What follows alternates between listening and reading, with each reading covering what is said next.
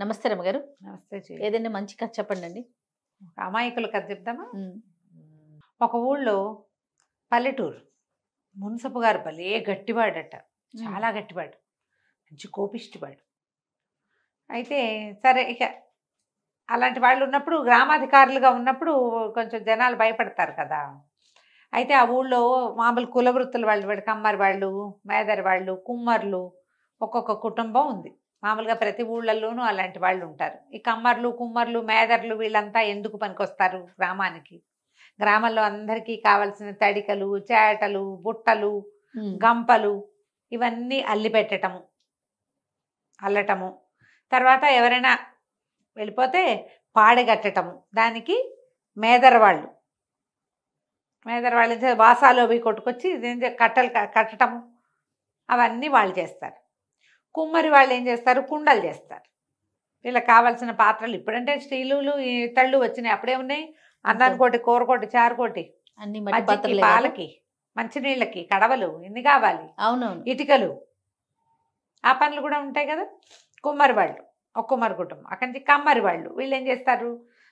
ఇనప సామాన్లు చేస్తారు. చాకులు, కత్తులు, కటార్లు, నాగళ్ళు, కక్కు కొట్టటాలు, పిడిపోతే కొత్త పిడి వేసి పెట్టటాలు, ఇలాంటి పనులన్నీ కమ్మర్లు. బళ్ళకి ఇరుసు కట్టటము, బళ్ళకి ఇరుసులు కావాలి కదా, అదే పట్టి వేస్తారు చక్రాలకి. ఆ పనులన్నిటికీ బండి చక్రాలు కొట్టి పెట్టడం, వాటన్నిటికీ వీళ్ళు. అయితే నడుస్తోంది. ఒకనాడు ఏమైందట, ఈ కమ్మరి పని చేసే మేదర పని చేసే బుచ్చయ్య ఊరెళ్ళేసరికల్లా ఆ రోజు వాళ్ళు మధ్యాహ్నం ఎప్పుడో బయలుదేరి వెళ్ళాడు. రాత్రికి రాల, మర్నాడు కూడా లేదు.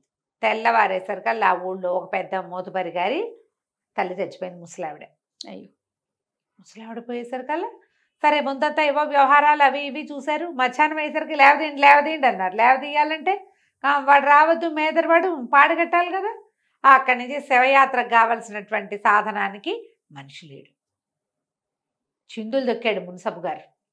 హాత్తేరి ఇంత పని చేస్తాడా, ఇట్టా ఊరెళ్ళిపోతాడా, ఇప్పుడు ఎట్టా అంటే మధ్యాహ్నం నుంచి సాయంత్రం దాకా ప్రయత్నం చేసి పక్క ఊళ్ళో ఒక మేదర్ని ఎవరినో పట్టుకొచ్చి వాడితోటి కట్టించుకుని ఏదో చేశారు. కుమ్మరి వాళ్ళు ఊళ్ళోనే ఉన్నారు, కుండ కావాలి కదా. అవునవును, ఈ పట్టుకెళ్ళడానికి, నిప్పు పట్టుకెళ్ళడానికి కావాలి. మళ్ళీ అక్కడేదో అవసరపడుతుంది. వ్యవహారాలు చాలా ఉన్నాయి. సరే, దాంతో మర్నాడు మూడో రోజు పొద్దున వచ్చినటువంటి ఆ మేదర్ బుచ్చయ్యని మున్సబు గారు చెడతిట్టిపోసాడు. ఊరికి ఒక్కగానొక్క మేదర్వి వెళ్ళిపోతే అప్పట్లో ఏం చేసేవాళ్ళు అంటే వార్షికాలు ఇచ్చేవాళ్ళు. వాళ్ళ పద్ధతులు అనమాట. మోతుబర్లంతా సంవత్సరానికి 10 బస్తాలు వీళ్ళకి ఇచ్చేయటం. వాళ్ళ ఇంట్లో ఎవరన్నా ఉన్నా పోయినా అలాంటి లెక్కే ఉండదు. ఈ పనుల వాళ్ళ కులవృత్తుల వాళ్ళకి మోతుబర్లంతా కేజీ బస్తాలు ఇచ్చేయటం. చాకళ్ళకు కూడా అలాగే ఇచ్చేవాళ్ళు. అక్కడి నుంచి చిన్న చిన్న కుటుంబాల వాళ్ళు ఉంటారు కదా, వాళ్ళు ఇన్ని కుంచాలని, వడ్లని, అవని ఇవని చేయటం. రోజు అన్నం పెట్టే కుటుంబాలు కొన్ని, మజ్జిగ పోసే కుటుంబాలు కొన్ని, గొల్లలు మజ్జిగలు పోయటాలు, అట్లాంటి పద్ధతులు ఉండేవి. వాళ్ళ కుటుంబాలకు పోషణ వీళ్ళే. ఓకే. ఆగంచి తెగ తిట్టాడు, తిట్టిపోసాడు.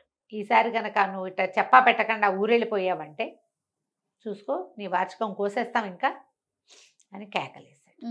కొన్ని రోజులు గడిచిపోయాయి. కొన్నాళ్ళు అయిన తర్వాత ఒకరోజు మేదర్ బుచ్చయ్యకి, కుమ్మరి రంగడికి, వీళ్ళిద్దరికి పట్నం వెళ్ళే పని పడి. ఇప్పుడు భయం పట్టుకుంది. పుసుకుని ఊరు దాటేమనుకో ఎవరికైనా ఏదైనా అయితే ఏం చెయ్యాలి బాగా ఆలోచించుకున్నారు ఇద్దరు. ఎల్లుండి ఊరెళ్ళాలి. సరేలేరా, ఓ పని చేద్దాము. ఊరెళ్ళే ముందు 4 మోతుబర్ల ఇళ్ళున్నాయి. తలా ఒక ఇంటి ముందు ఒక 2 పాడలు సిద్ధం చేసి తలా 4 కుండలు, 2 కుండలు పెట్టేసేసామంటే వచ్చేదాకా పని గడుపుకుంటారు, ఒకవేళ మనం లేకపోయినా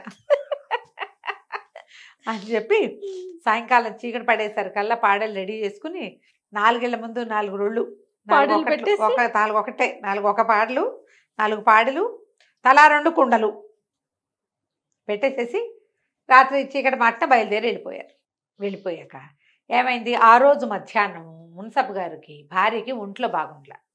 ఆయనకి పై ఊళ్ళో ఆయన మేనత్త మనవరాలదో ఎవరిదో వివాహం ఉంటే అది చూసుకుని వైద్యుడిని ఒకరిని వెంబడి పెట్టుకొస్తాను, ఒంట్లో బాగుండలేదు అన్నాడు. సరే, బై ఊరు నుంచి తెచ్చుకోవాలి వైద్యుడిని.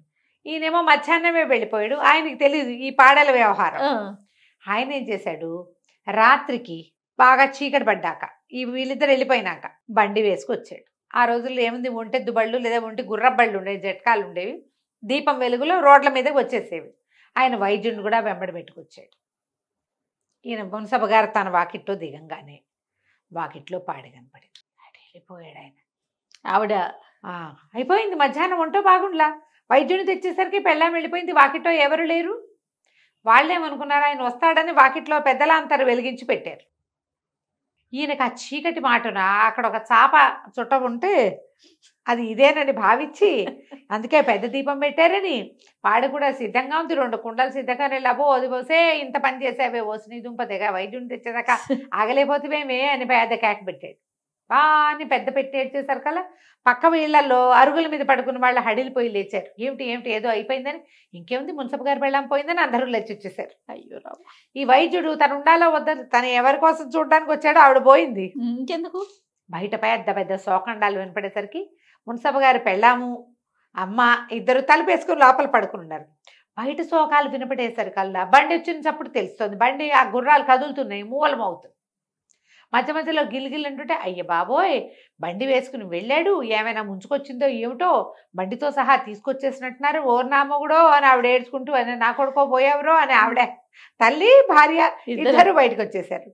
లబో దిబో అని వాళ్ళే ఏడిపి వీళ్ళు ఏడిపి ఈవిడ పరిగెత్తుకుంటూ గుర్రబండి దాకా వెళ్ళి బండి నానుకుని ఏడుస్తున్న మొగుడిని కావిటేసుకుని నా మొగుడో అని ఈవిడ నా పెళ్ళామో అని ఆయన ఒకళ్ళొకళ్ళు కావలించుకున్నారు, పోయారని ఏడుస్తున్నారు. ఇంతలో ఒకళ్ళిద్దరికి అర్థమైంది, ఇదేమిటి ఏమిటి ఎవరి కోసం ఎవరు ఏడుస్తున్నారు, ఇద్దరు ఉన్నారు. ఎప్పుడైతే ఈ మున్సబ గారు పెళ్ళాం పోయింది అన్న వార్త బయటకు వచ్చిందో మోతబార్లకి కబురు వెళ్ళిపోయింది. వాళ్ళు బయటకు వచ్చి తమ ఇంటి వాకిట్లో ఉన్న పాడల్ని కుండాలు చూసి వాళ్ళని కందిపోయారు. మన ఇంటి ముందు పెట్టున్నాయి ఏమిట్రా, మున్సబ గారు పెళ్ళాం పోతే మా ఇంటి ముందు పాడలు కుండలు ఏమిటో ఈ సంగతి కనుక్కుందామని ఆయన పోయాడో ఆవిడ పోయిందో తెలియలే. అందరూ వచ్చేసారు. వచ్చేసేసరికి ఇంకేముంది, అసలు వాళ్ళిద్దరూ బతికే ఉన్నారు, పాడే కుండ మాత్రం అక్కడ ఉన్నాయి. అక్కడి నుంచి 1 గంటకు అందరూ స్థిమితపడ్డారు. ఇంట్లో నుంచి లోపలికి వెళ్ళి మంచినీళ్ళు ముంచుకుని తాగారు. అందరూ నిలబడ్డారు. తీరా చూస్తే వెళ్ళిన వాళ్ళు కూడా కొంతమంది చెప్పారు, పని వాళ్ళు అందరు మోతపర్లు ఇళ్ళ వాకిళ్లలో అన్నం గారి వాకిట్లో కూడా ఉన్నాయి, పెద్దరెడ్డి గారి వాకిట్లో ఉన్నాయి అని చెప్పేశారు. కల్లా వీళ్ళు ఆశ్చర్యపోయారు. సరే అందరూ వాళ్ళని ఒకళ్ళు ఓదార్చుకుని పడుకున్నారు. తెల్లారలేదు. 3వ రోజు పొద్దున్నే మన వాళ్ళు వచ్చారు. ఏరా మీ దుంపలదేగా ఈ పాడలు కుండలు పెట్టారేమిట్రా అంటే, మేము ఊరెళ్ళాం బాబు, ఓవేళ అవసరమైతే ఎక్కడికి వెళ్తారు, మీరు పై ఊళ్ళకి వెళ్ళలేరు కదా, అందుకని జాగ్రత్తగా పెట్టి పాడకుండా ఎప్పుడు చేయాలి, అప్పుడు ప్రత్యేకమైన సందర్భంలో చేయాలి కదా. అక్కడి నుంచి తెగదిట్టి వాటిని ఎక్కడో చేతిలో బారేయించారనమాట. తర్వాత నుంచి ఇలా కాదు, ఇంకొక కుటుంబాన్ని తెచ్చుకుందామని ఇంకో కుటుంబాన్ని, వాళ్ళ పిల్లల్ని ఇచ్చిన అల్లుళ్ళని వాళ్ళని తెచ్చిపెట్టుకున్నారు. కథ కంచికి మనం ఇంటికి. నమస్తే అండి. నమస్తే. సుమన్ టీవీలో మీ పర్సనల్ అండ్ బిజినెస్ ప్రమోషన్స్ కోసం కింది నెంబర్కి కాంటాక్ట్ చేయండి.